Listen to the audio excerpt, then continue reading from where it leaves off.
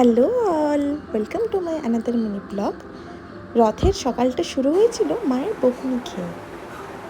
কেননা সকাল সকাল আমার কিছু খেতে ইচ্ছে করে না, বাট মা কি হয় আমাকে জোর করেই ঠিক খাই। সকাল সকাল আজকে অফিস যেতে হচ্ছে। ঘুম থেকে উঠে এটাই সবথেকে কষ্ট। প্রথমে ভেবেছিলাম একটু দেরি করে যাব, তারপরে ভাবলাম না, তাড়াতাড়ি যখন ব্যাক করবো তো টাইমে যাওয়াই ভালো।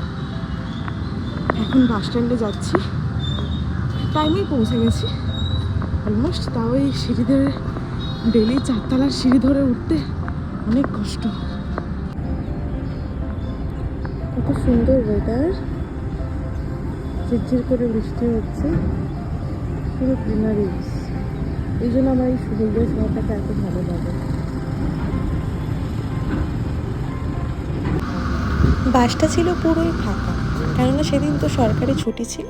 তাই অফিসে পৌঁছেই চা খেয়ে অফিসের কাজ করে তাড়াতাড়ি বাড়ি ফিরে দেখলাম মা টেস্টি টেস্টি জিলিপি নিয়ে এসছে, ঘিয়ে ভাজা, তাও আবার রথের মেলা থেকে। বাড়ি এসে আবার সমোসা পেলাম আমি, অসাধারণ। এরকম সন্ধে কাজ প্রত্যেক দিন আসে।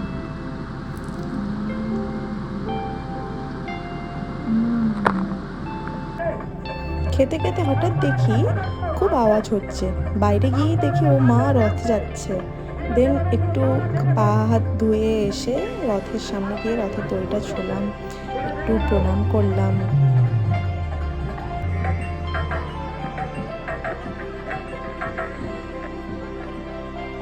এই ঠাকুরটা না আমাদের হলদিয়ার ইস্কনের ঠাকুর, তারা তাদের মাসি বাড়ি এসছে।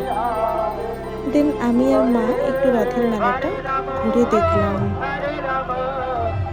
সবাই না হাত তুলে খুব সুন্দর নাচানাচি করছিল, আমিও ওই আর কি টুকটাক নেচে নিলাম। দেন মেলাটা ঘুরতে ঘুরতে দাদাবাবু আর সোনার সঙ্গে দেখা হয়ে গেছিল। দেন ওখানে ভোগ দেওয়া হচ্ছিল, খিচুড়ি প্রসাদ, তো ভোগ খেয়ে বাড়ি ফিরলাম। আজকের মতো এখানেই